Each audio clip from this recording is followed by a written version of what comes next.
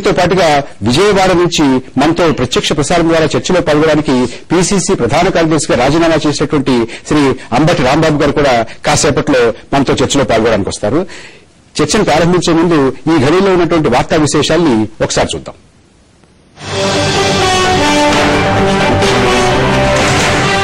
రాజీనామాలపై రేపు సోనియా నిర్ణయం, శరద్ పవార్ కు బుజ్జగింపుల బాధ్యత.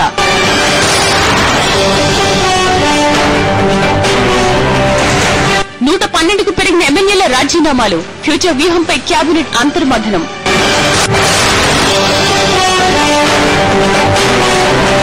తీర్మానంపై రోడ్డెక్కిన ఆంధ్ర స్టూడెంట్స్, ఏయూ కృష్ణదేవరాయలో హైటెన్షన్.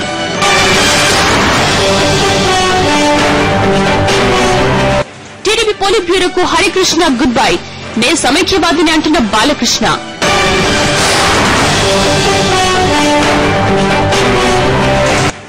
పడ్డి లేచిన కెరటంలో తేరుకున్న ప్రణీత, యాసిడ్ దాడికి ఇవాళ్టితో ఏడాది.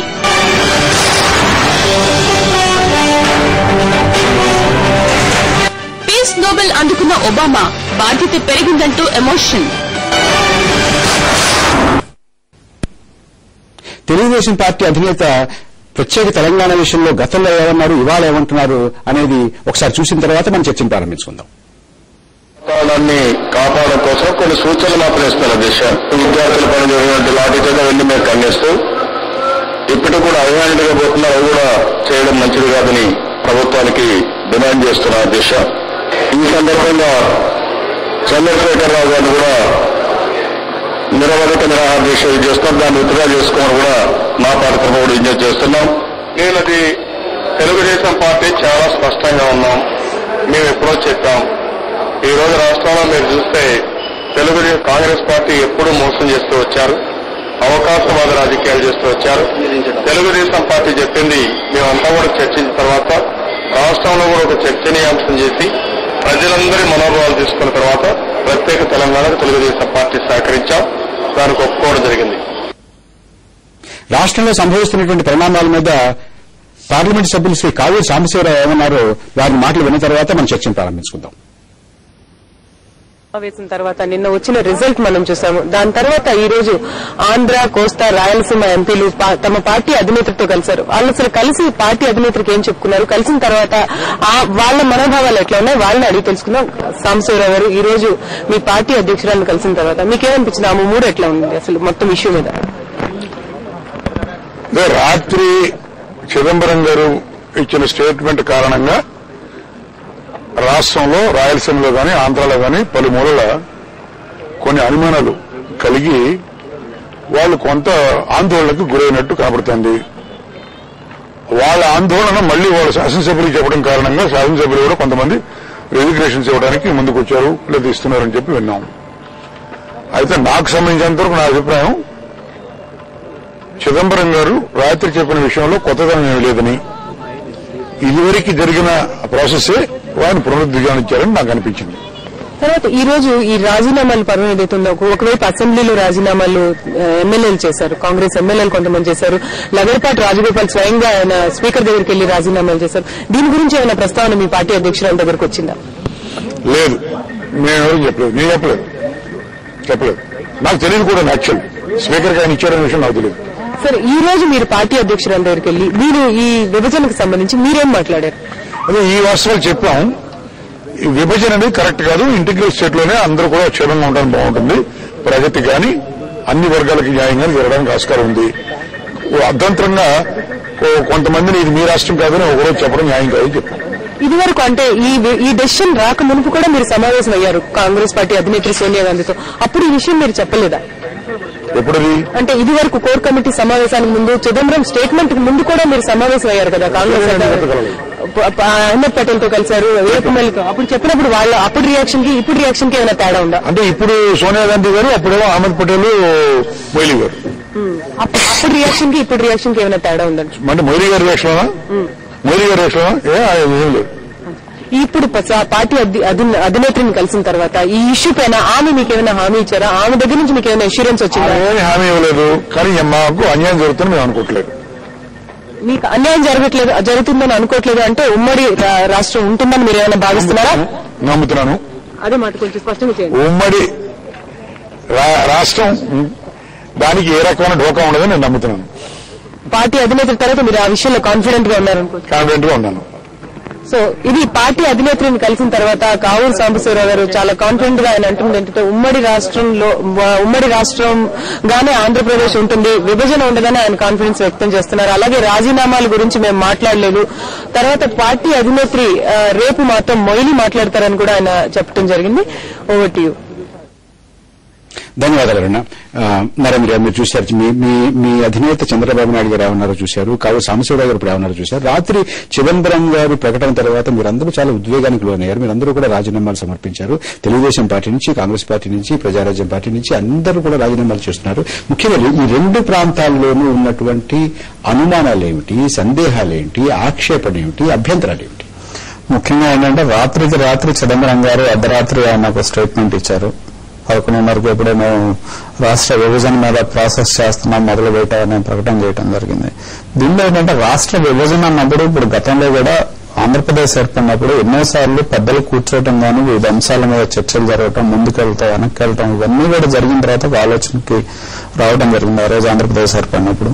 ఇప్పుడు వాటి గురించి అసలు ఇక్కడ ఏంటి సమస్యలు ఏంటి, ఇక్కడ ఉన్న ప్రజల అభిప్రాయాలు ఏంటి, రకరకాల ప్రాంతాల్లో ఉన్న ఆలోచనలు ఏంటి, ప్రజా ప్రయోజనాలు ఏంటి, వీటన్నిటి మీద సమగ్రంగా చర్చించిన తర్వాత ప్రజల్లో ఉన్న అపోహలు ఏదన్నా ఉన్నా, ఆందోళన ఏదన్నా ఉన్నా వాటిని నివారించే ప్రయత్నం చేసిన తర్వాత ఆయన స్పష్టంగా చెప్పింది ఏంటంటే కేంద్ర ప్రభుత్వ పరంగా మేము ఇనిషియేట్ చేసామనేది. దీనిలో ముఖ్యంగా ఏంటంటే ఏదన్నా రాష్ట్రం విభజించాలన్నప్పుడు అది కేంద్ర ప్రభుత్వం చేతిలో ఉన్న పని. అలాంటప్పుడు వాళ్ళు మేము ప్రాసెస్ ఇనిషియేట్ చేశాం రాష్ట్ర విభజన కోసం అన్నప్పుడు సహజంగా మా ప్రాంతాల్లో కానివ్వండి, ఇప్పుడు కోస్తాలో కానీ, రాయలసీమలో కానీ ప్రజల్లో ఒక భావోద్వేగం వచ్చింది, ఒక ఆందోళన వచ్చింది. ఇవాళ అక్కడ ప్రజలు రోడ్డు మీద ఎక్కే పరిస్థితి వచ్చిందని కూడా మనం స్పష్టంగా కనపడతా ఉంది. దీనిలో ఏంటంటే ముఖ్యంగా ప్రజలకి కాన్ఫిడెన్స్ లో తీసుకుని ఏంటి, ఇప్పుడు ఆయన ఒక స్టేట్మెంట్ ఇచ్చారు.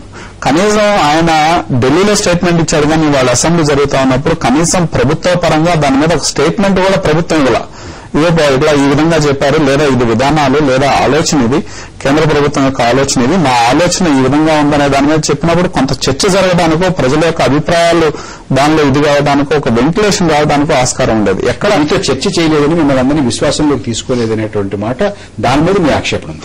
ముఖ్యంగా అంటే ప్రజల యొక్క ఆలోచనల పరిగణలోకి తీసుకున్న తర్వాత ఏ నిర్ణయం. నరేంద్ర గారు, మన విజయవాడ నుంచి ప్రత్యక్ష ప్రసారం ద్వారా మాట్లాడడానికి, చర్చలో పాల్గొనడానికి పీసీసీ ప్రధాన కార్యదర్శి రాంబాబు గారు, మాజీ ప్రధాన కార్యదర్శి నచ్చా మిమ్మల్ని, మాజీ ప్రధాన కార్యదర్శి శ్రీ అంబటి రాంబాబు గారు కూడా మనకు అందుబాటులోకి వచ్చారు. నరేంద్ర గారు చెప్పండి, మీరు కూడా చర్చలో పాల్గొన్న అంబటి రాంబాబు గారు. నరేంద్ర గారు, కాబట్టి ఏంటంటే ముఖ్యంగా దీనిలో ఉన్నప్పుడు ఏంటంటే ప్రజల యొక్క ఆలోచనలు దృష్టిలో పెట్టుకుని నిర్ణయాలు ఉండాలి తప్పితే రాత్రికి రాత్రి కేంద్రంలో ఉన్న చిదంబరం గారు కేంద్ర ప్రభుత్వ పరంగా మేము ఇనిషియేట్ చేస్తా ఉన్నాం, మేము తీర్మానం చేస్తాం, లేకపోతే మేము ఈ విధంగా చేస్తాం, ఆ విధంగా అంటే ఈ ప్రాంత ప్రజల యొక్క ప్రయోజనాలు కనీసం వాళ్ళని కాన్ఫిడెన్స్ లో తీసుకునే ప్రక్రియ కూడా చేయకపోవడం అనేది చాలా బాధాకరం. ఎందుకంటే దీనిలో ఇప్పుడు ఉదయానికి చూస్తే రాత్రి 11:30 స్టేట్మెంట్ వస్తే ఆ ప్రాంతాల్లో ఉన్న ప్రజలు కానీ, విద్యార్థులు కానీ, వివిధ వర్గాల ప్రజానీకం కానీ రోడ్డుకి ఆందోళన చేస్తా ఉన్నారు, సమైక్యాంధ్ర మాకు కావాలి అని. ఆ విధంగా ఆందోళన ఉన్నప్పుడు ప్రజాప్రతినిధులుగా వాళ్ళ యొక్క వాణి బాణి వినిపించాల్సిన బాధ్యత మా మీద ఉంది. కాబట్టి ఖచ్చితంగా ఆ యొక్క సమస్యను మేము ఆ యొక్క తీవ్రతని ప్రభుత్వం దృష్టి తీసుకెళ్లే ప్రయత్నం మేము చేస్తాం. అంబటి రాంబాబు గారు, మీరు మీ ప్రదేశ్ కాంగ్రెస్ కమిటీ ప్రధాన కార్యదర్శి పదవికి రాజీనామా చేసినట్టుగా మేము వార్తల్లో చూసాం. అంత ఉద్వేగానికి మీరు ఎందుకు లోనయ్యారు? ప్రత్యేక తెలంగాణ రాష్ట్రం ఆవిర్భవిస్తుంది అనేటటువంటి మాట చిదంబరం గారు చెప్పినటువంటిది, మీరు ప్రత్యేక తెలంగాణ రాష్ట్రానికి మీరు వ్యతిరేకిస్తున్నారా, లేకపోతే ఆయన చేసినటువంటి ప్రకటన, ఆ పద్ధతి, ఆ తీరు, ఆ విధానం మీకు నచ్చలేదా? దేనికి మీరు ఆక్షేపిస్తున్నారు? దేనికి మీరు నిరసన తెలుపుతున్నారు? మేము సమైక్య ఆంధ్ర కావాలని కోరుకునేటువంటి వ్యక్తుల్లో నేను ఒకరిని. అయితే నిన్న ప్రకటన కూడా మనం చాలా సందర్భాల్లో చూసామండి. ఇంతకు ముందు కాంగ్రెస్ పార్టీ అధిష్టాన వర్గం చెప్పినా, కేంద్ర ప్రభుత్వం చెప్పినా తెలంగాణలో జరుగుతున్నటువంటి ఈ ఉద్యమం ప్రత్యేకంగా పరిశీలించడానికి అవకాశం లేదు. ఈ భారతదేశంలో అనేక రాష్ట్రాల్లో ప్రత్యేక రాష్ట్రాల డిమాండ్ ఉన్నది. దానితో పాటుగానే మనం దీన్ని పరిశీలించే అవకాశం ఉంది తప్ప ప్రత్యేకంగా దీన్ని పరిష్కరించే అవకాశం లేదని గతంలో అనేక సందర్భాల్లో చెప్పడం జరిగింది. అది అంతేకాకుండా సరైన సమయంలో సరైన నిర్ణయం తీసుకుంటాము అన్నారు. సరైన సమయం అంటే ఏంటి? భారతదేశం వ్యాప్తంగా ఉన్నటువంటి సమస్యలను పరిష్కరించే క్రమంలో. అయితే అంతేగాని కేసీఆర్ గారికి ప్రాణాపాయం వచ్చినప్పుడు అది సరైన సమయంగా భావించడం అనేది సరైనటువంటి పద్ధతి కాదనేది నా అభిప్రాయం. అందువల్ల ఆదరా బెదరాగా చాలా హర్రీబర్రీగా రాత్రిపూట తీసుకోవాల్సినటువంటి నిర్ణయం కాదు ఇది. దీన్ని ఇంకొద్దిగా ఆలోచించి చర్చ చేసి ప్రజల మనోభావాలను తెలుసుకుని తీసుకోవాల్సినటువంటి నిర్ణయం. చాలా తొందరపాటుగా ఈ నిర్ణయాన్ని తీసుకున్నారు. ఇది ఆశ్చర్య చెబుతున్న చేసింది. ముఖ్యంగా కోస్తాంధ్ర ప్రజానీకం యొక్క మనోభావాలు దెబ్బతిన్నాయి. కాబట్టి రాష్ట్రం సమైక్యంగా ఉండాలని మేము కోరుకుంటే అది సమైక్యంగా ఉండకూడదు, ఇలాంటి ప్రాబ్లమ్స్ ఉన్నాయనేది ఎక్స్ప్లెయిన్ చేయవలసినటువంటి అవసరం ఉన్నది. అయితే ఏకవాక్య తీర్మానం మా పార్టీ వారి దగ్గర నుంచి తీసుకున్నారు. అయితే తీసుకునే ముందు అనేక అంశాలు చెప్పారు. అంతకుముందు దీనికి హిస్టరీ ఉంది. మేము ఎప్పుడూ కూడా ఈ రాష్ట్రాన్ని ఒక్కదాన్ని పరిశీలన చేయము, అన్ని కలిపి చేస్తామని. అన్ని కలిపి చేస్తున్నప్పుడు చేస్తారనేటువంటి భావన ఉన్నది, లేదా చర్చిస్తారనే భావన ఉంది, 2 ఎస్ఆర్ చేస్తారనే భావన ఉంది. ఇవేమీ లేకోకుండా కేవలం కేసీఆర్ గారి ప్రాణాలకు ముప్పు వచ్చిందనే ఉద్దేశంతో చేయడం సమంజసమైంది కాదు. మొన్న 29వ తారీఖు నుంచి నిన్నటి వరకు జరిగినటువంటి పరిణామాలు తెలంగాణలో తెలంగాణ ప్రజల మనోభావాలను కోవడానికి మీటర్ కానే కాదు అనేటువంటివి విషయాన్ని మేము నమ్ముతా ఉన్నాం. కాబట్టి ఇంత హర్రీబరీగా తీసుకోవడం నిర్ణయం వల్ల ఈ రాష్ట్రంలో ఉన్నటువంటి తెలంగాణ ఇతర తెలుగు ప్రజానీకం అందరూ కూడా చాలా బాధతో ఉన్నారు. కాబట్టి వారి ప్రజల మనోభావాలను వ్యక్తం చేయాలి. కాబట్టి అధిష్టాన వర్గానికి ప్రభుత్వానికి రాజీనామాలు చేయడం జరిగింది. నేను ఒక్కనే కాదు, శాసనసభ్యులు, పార్లమెంట్ సభ్యులు, అన్ని పార్టీలకి. ఇప్పుడు నరేంద్ర గారు ఉన్నారు, తెలుగుదేశం వారు కూడా రాజీనామా చేసినట్టుగా విన్నాను. అంటే ఇది ఒక పార్టీకో లేదా ఒక కులానికో ఒక మతానికో సంబంధించింది కాదు. ఇది ఒక ప్రాంతానికి సంబంధించిన అంశం. ఈ ప్రాంతంలో ఉన్న వారందరూ కూడా సమైక్యంగా కలిసి ఉండాలని కోరుకుంటున్నప్పుడు మీరు వారిని ప్రిపేర్ చేయవలసినటువంటి అవసరం ఉన్నది, కారణాలు చెప్పవలసిన అవసరం ఉన్నది. ఆ కారణం కేవలం కేసీఆర్ గారు నిరాహారదీక్ష చేస్తున్నారు, వారు చనిపోయేటట్టుగా ఉన్నారనే కారణానికి మేము సాటిస్ఫై అయ్యే పరిస్థితి లేదు. కాబట్టి ఇప్పుడు తీసుకోవాల్సిన నిర్ణయం కాదు, ఇంకా సుదీర్ఘంగా చర్చించి తీసుకోవాల్సినటువంటి నిర్ణయాన్ని, ఒక రాష్ట్ర విభజనని హఠాత్తుగా తీసుకోవడం పట్ల మేము కలత చెందాము, మా మనసులు బాధపడ్డాయి. కాబట్టి ఈ పదవులకు రాజీనామా చేస్తున్నారు. ఇంకా రాజీనామాలు చేసే అవకాశం ఉంది. పైగా ఒక అంశాన్ని గమనించవలసిన రాంబాబు గారు రాజీనామా చేస్తున్నారు. మీ వైఖరి చాలా స్పష్టంగా చెప్పారు, చాలా విస్తారంగా చెప్పారు. అయితే దీని ప్రభావం ఎలా ఉంటుంది? రాష్ట్ర ప్రభుత్వం మీద ఎలా ఉంటుంది? కేంద్ర ప్రభుత్వం మీద ఎలా ఉంటుంది? మీ అందరికీ, మీకు, మీ అధిష్టానానికి మధ్య ఉండేటువంటి సంబంధాల మీద ఎలా పడుతుంది? అలాగే మీకు, తెలుగుదేశం పార్టీ వారికి ఇతర రాష్ట్రంలో ఉన్నటువంటి ఇతర పార్టీల్లో ఉన్నటువంటి సమీకరణల మీద ఎలా ఉంటుంది అనే విషయం మీద కొంచెం మనం లోతుగా చర్చిద్దాం. చర్చించే ముందు ఒక చిన్న విరామం తీసుకుందాం.